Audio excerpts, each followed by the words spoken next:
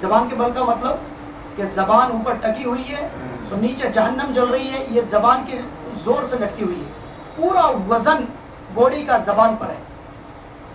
آپ صلی اللہ علیہ وسلم نے پوچھا کہ جس کو اتنی یہ سخت سزا ہو رہی ہے کہ زبان کے بل یہ جہنم میں لٹکی ہوئی ہے، یہ کون سی عورت ہے؟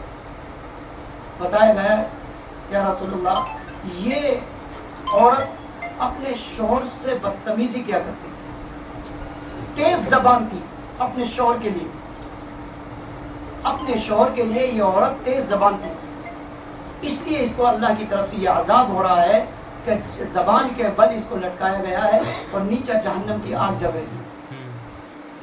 شوہر کا مقام اور مرتبہ بڑا ہے، بہت بڑا ہے۔ اسی طریقے سے آپ صلی اللہ علیہ وسلم نے ان 6 عورتوں میں سے ایک عورت کو دیکھا کہ چہرہ سور اور خنزیر کا بنا ہوا ہے اور باقی جسم گدھے کا ہے۔ آپ نے پوچھا یہ کون ہے؟ اور جہنم میں اس کو عذاب ہو رہا ہے، چہرہ بدلا ہوا ہے اور جسم گدھے کا ہے۔ تو جبریل علیہ السلام نے بتایا کہ یا رسول اللہ یہ عورت غیبت کیا کرتی تھی اور 2 رنگ کی باتیں کرتی تھی، ادھر اس کی کہتی ادھر اس کی کہتی، 2 رنگ کی بات۔ میرے پاس سنی تو ادھر جا کے کہتی، ادھر کی سنی تو ادھر آ کے کہتی۔ عورتوں میں یہ بیماری بہت ہے۔ تو ایسی عورت کی سزا کہ چہرہ خنزیر کا بنا رکھا ہے اور باقی جسم گدھے کا، 2 رنگ کی باتیں کرنا اور غیبت کرنا، یہ سخت سزا ان کو ہے۔ اسی طرح سے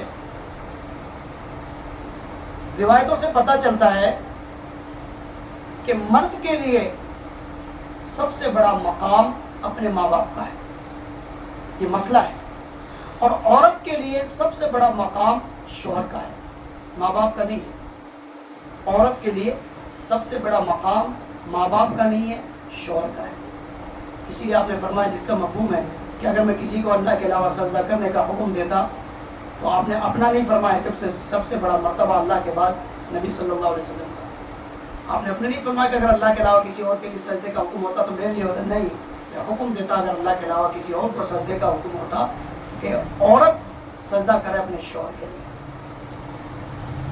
لیکن میرے عزیزوں، بزرگوں اور دوستوں، عورت کے اوپر اتنا تک روایتوں میں فرمایا گیا ہے ایک مثال دے کر کہ تمہارے لیے شوہر کا مقام مرتبہ کتنا اونچا ہے، اور ان کی خدمت کر کر عمل چاہے کم ہو جائے، فرض نمازیں، فرض روزے، لیکن شوہر کی اطاعت کر لی، حدیث میں جس کا شوہر اس کے مرتے وقت اس سے راضی ہو وہ جنتی ہے۔ یہاں تک روایتوں کو مفہوم ہے کہ اگر آج شوہر کے بدن پر پھوڑے پڑ جائیں، پھنسی پڑ جائے، زخم پڑ جائیں، اور ان زخم میں پیپ وغیرہ یہ سب بھر جائے، اور پھر عورت زبان سے چاٹ کر اس کو صاف کرے، تو بھی اپنے شوہر کا حق ادا نہیں کر سکتی، تو بھی نہیں کہہ سکتی وہ کہ میں نے تیری اتنی خدمت کی ہے، کہ میں نے تیرا حق ادا کیا، تو بھی اس کا حق ادا نہیں ہوگا۔ تو دونوں ایک دوسرے کے حقوق دونوں پر ہے۔ اس طریقے سے مرد کے لیے کہا گیا ہے کہ مرد کی مردانگی یہ ہے کہ عورت کی کمیوں کو اگنور کرے، ان کی کمیوں کو درگزر کرے۔ الرجال قوامون علی النساء، مردوں کو حاکم بنایا عورتوں پر۔ اگر حاکم ہر چھوٹی موٹی غلطی پر قتل کرنے لگے، حاکم مطلب بادشاہ، تو بتاؤ ملک چل جائے گا؟ الرجال قوامون علی النساء کہ اللہ تعالیٰ نے فرمایا کہ مرد حاکم ہے عورتوں پر، بادشاہ ہیں، ذمہ دار ہیں، علاقے کا ذمہ دار، شہر کا ذمہ دار، ملک کا ذمہ دار۔ ہر غلطی پر ان کو 10 سال کی سزا سنانے لگے، آپ بتاؤ صوبہ، ملک، علاقہ چل جائے گا؟ کچھ غلطیوں کو اگنور کرنا پڑتا ہے، کچھ غلطیوں پہ ڈانٹنا بھی پڑتا ہے۔ تو مرد حاکم ہے، ہر بات پر ان کو سہالی سنانے لگے، گالیاں دینے لگے، ماں کی اور بہن کی، ہر غلطی پر موڈ آف ہونے لگے، تو بتاؤ گھر کا نظام کیسے چلے گا؟ آپ تو مرد ہیں، آپ کو تو اللہ نے حاکم بنایا ہے۔ حاکم کا کام موقع محل کے اعتبار سے نزاکت کو دیکھتے ہوئے وقت گزارنا ہوتا ہے، کبھی کسی غلطی پہ ڈانٹنا بھی ہوتا ہے، کبھی چھوٹی موٹی سزا دینی بھی ہوتی ہے، اور اکثر کو تو معاف کرنا ہوتا ہے، اگنور کرنا ہوتا ہے، درگزر کرنا ہوتا ہے۔ کوئی آج شوہر اگر عورت کی غلطیوں کو درگزر نہیں کر رہا تو وہ شوہر ہونے کا صحیح معنی میں حق ادا نہیں کر رہا، اور خصوصاً گالی سے اگر بات کرتا ہے گھر میں تو بالکل جو ہے وہ اپنے ذمہ داری میں ناکام ہے. حدیث سے اشارہ ملتا ہے. اللہ کے نبی صلی اللہ علیہ وسلم نے فرمایا جس کا مفہوم ہے کہ عورت کو ٹیڑھی پسلی سے پیدا کیا گیا ہے. عورت کمزور ہے, ٹیڑھی پسلی سے پیدا کیا گیا ہے. اگر تم اس کو سیدھی کرو گے توڑ دو. سوکھی لکڑی ہو, ٹیڑھی ہو, ٹیڑھی سے ہی کام لینا ہے. اس سوکھی لکڑی کو کوئی پہلے سیدھی کرنا چاہے پھر سوچے کہ میں اپنا کام نکالوں, یہ اس کی بیوقوفی ہے. عقل مندی یہ ہے, اس کی ہوشیاری ہے کہ ٹیڑھی سے ہی کام ہے.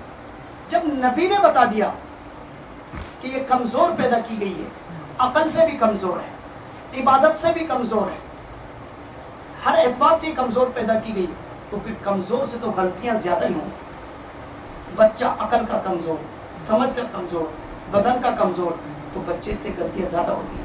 عورت بھی عقل کی کمزور ہوتی ہے, نرم نازک تو ہوتی ہے عقل سے, سمجھداری سے, سب چیز سے.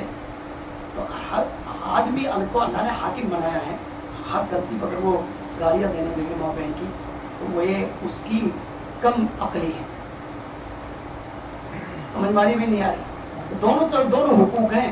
ایسے نہیں کہ مردوں کے حقوق ان پر ہوں یا پھر عورتوں کے حقوق ان پر ہوں. دونوں طرف سے حقوق ہے. یہ ایسا مقدس رشتہ ہے, سب سے پہلا رشتہ کائنات میں اللہ نے میاں بیوی کا بنایا ہے. باپ بیٹے کا نہیں بنایا ہے, ماں بیٹی کا نہیں بنایا ہے. سب سے پہلا رشتہ اللہ تعالیٰ نے میاں بیوی کا قائم کیا. اور سارے رشتے ختم ہو جائیں گے, باپ اپنی جنت میں, بیٹا اپنے جنت میں, سب سے لاسٹ میں بھی یہ رشتہ باقی رہے گا, میاں بیوی جنت میں رہیں گے. سمجھ میں آئی؟ اللہ تعالیٰ نے اس رشتے کو اپنی خاص نشانی بیان کیا ہے. وَمِنْ آیَاتِهِ أَنْ خَلَقَكُمْ, اللہ تعالیٰ نے کہا کہ یہ میری خاص نشانیوں میں سے ہے, میں نے تمہیں جوڑے بنایا. اس لیے میرے عزیز و بزرگ اور دوستوں, بات چلی تھی زبان پہ کنٹرول. اگر یقیناً ہم نے زبان پر کنٹرول کر لیا, چاہے وہ گالی گلوچ ہو, چاہے وہ لعن طعن ہو, چاہے وہ جھوٹ اور غیبت ہو, چاہے مرد ہو یا عورت ہو, چاہے وہ برا بھلا کہنا ہو, تو ہم بہت ساری برائیوں سے, گناہوں سے بھی بچ سکتے ہیں. ہمارے گھر میں اچھا ماحول, دینداری ماحول اور جنت والا ماحول بھی قائم ہو سکتا ہے صرف زبان کی کنٹرول. کہتے ہیں ساس بہو کی لڑائی ہوتی تھی تو تعویذ کے لیے آئی, یہ تعویذ دے دو. کسی عالم نے تعویذ دے دیا کہ تعویذ تو ہے لیکن اس کو تعویذ کو پہننا نہیں ہے, دانت میں دبا کے رکھنا ہے, کہ جب بھی لڑائی ہو تو ترنت دانت میں دبا لینا.